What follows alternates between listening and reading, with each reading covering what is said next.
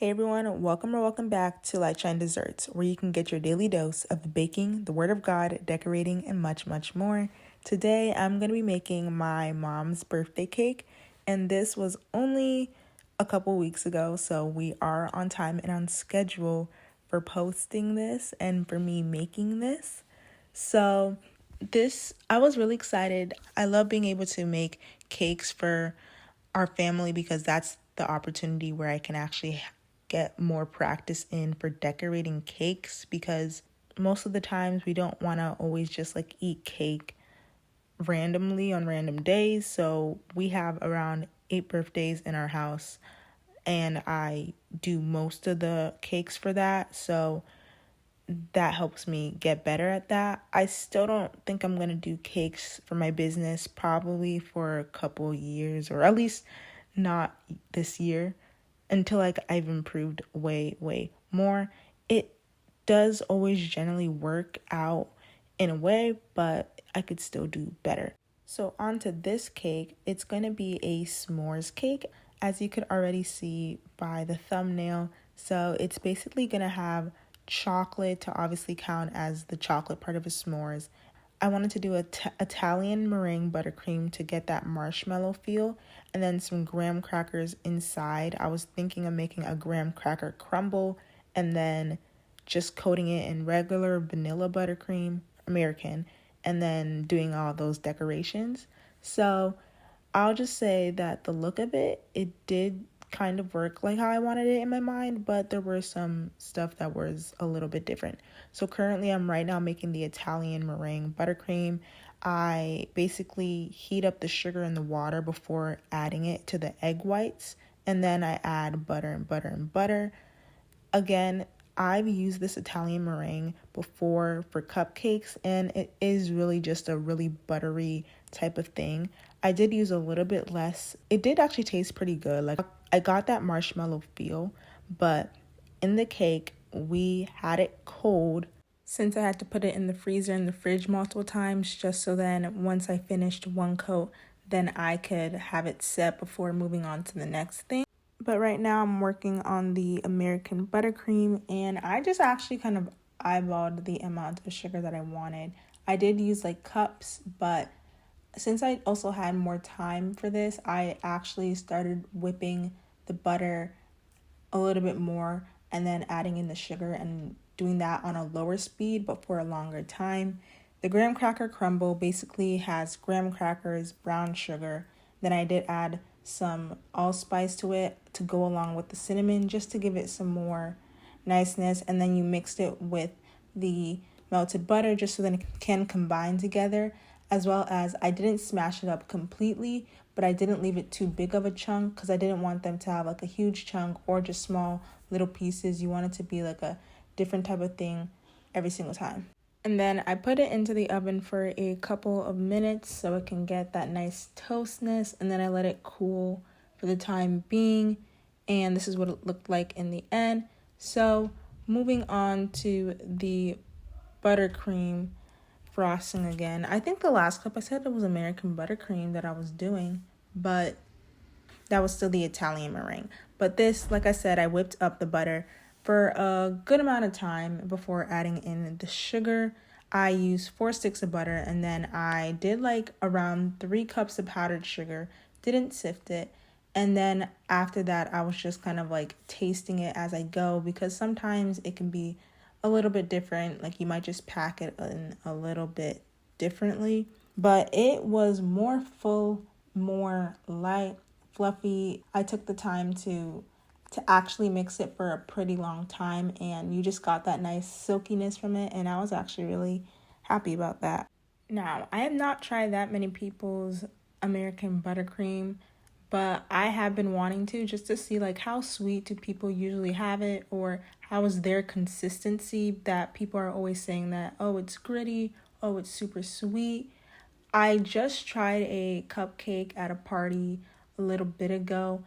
I don't know if it was American buttercream, but it was a little bit more on the sweeter side. I don't know if it's the exact same as mine. Again, hard to tell the difference without it being side by side, but it was okay.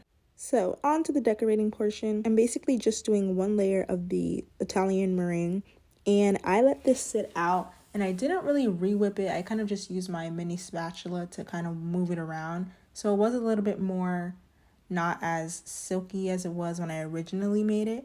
But then I go with the graham cracker crumble. I tried to do a good amount so you could get some in each slice.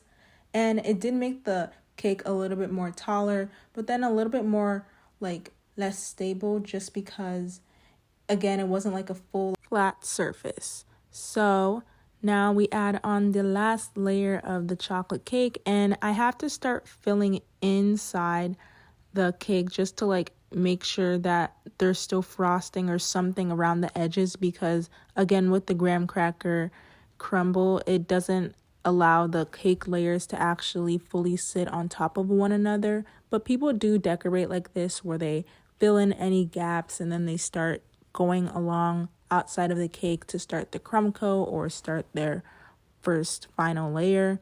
So I'm just trying to smooth it out. I've never used Italian meringue on a cake before. I haven't used anything except for just my American buttercream, I think. So it was interesting. It generally did work on the crumb coat.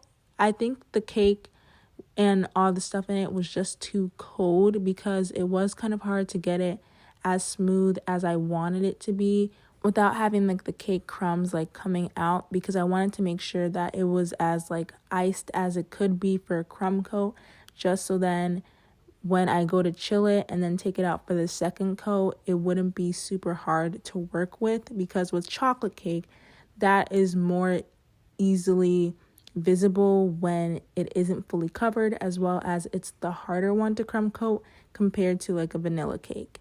And as you can see, pretty silky we have right here. Like, I just loved it so much, and I think it tasted pretty good. With the lightness of it though, I did want to make sure that it wouldn't be like too liquidy, because I did keep adding heavy cream just to get it to the silkiness that it also needed to help while continuing whipping. Because if you add too much, again, it becomes too soupy and hard to work with.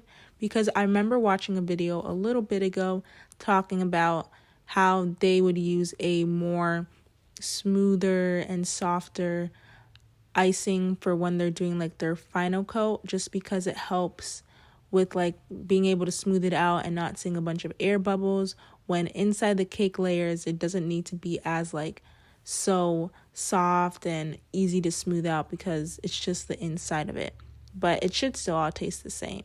So I think I did have a little bit too much frosting out here, as well as I did have a lot of leftover frosting, because since I wasn't just doing my American buttercream and I had two frostings, and I used the Italian meringue for the crumb coat as well instead of the American buttercream, I do have leftovers. So I'm going to see if I can use that to ice some cupcakes and crumb coat a cake, so I can try to use the fondant I have.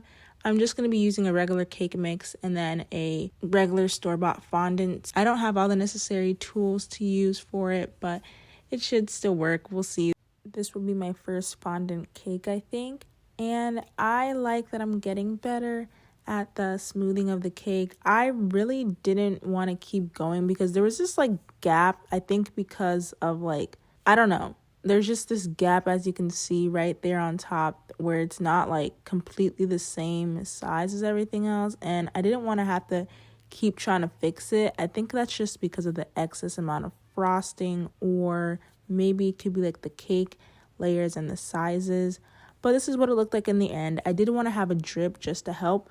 But on the bottom rim, I was going to have a graham cracker little layer bottom thing going up the sides, and I just used the leftover graham cracker crumble that were the smaller pieces, and it kind of worked. I had put it in the freezer, and then I was like, wait a minute, I was gonna do that little graham cracker thing, so I took it out, and it still was kind of soft, but they didn't all really get a stick on there. And so for the drip, I made a chocolate ganache. I used a recipe, and I saw this was pretty liquidy, but I was like, it's going to set. I'm just going to go with it. But no, here we are. It started dripping all down the sides, and it really frustrated me because this isn't how I wanted it to be. I wanted it to look like a real drip where it stopped in between, and it would have looked so great. Hopefully for my birthday cake, which is gonna come up next, hopefully that works how I want it to for the chocolate drip, because I'm gonna do another one. So on the top, I was just gonna have some graham crackers and then marshmallows and then chocolate, and the buttercream started to slide off because I couldn't fully place it because of how small the top was going to be. So some of like the little piping on top was starting to like slide a little bit, but thankfully I was able to save it well enough for like the pictures and the blowing of the candles. But I just did a rim at the bottom here, which I wasn't originally gonna do, but as you can see, the chocolate went all into the graham cracker area and it does not look that nice, so that's what we're stuck with. And again, I didn't have that much space for like the happy birthday mom. It kind of got covered up. I should have made it smaller, but I really wanted it to be able to be seen.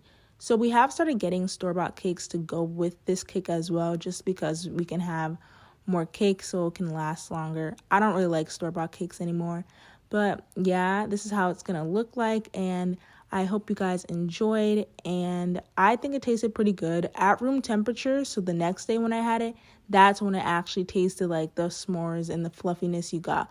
When you had it cold like this, the inside of the Italian meringue filling, it just didn't really work, and it kind of tasted like nothing, or you were tasting cold butter. So yeah, hope you guys enjoyed. If you have any questions, tips, or things you want me to bake in the future, feel free to comment down below, and have a blessed week. Bye.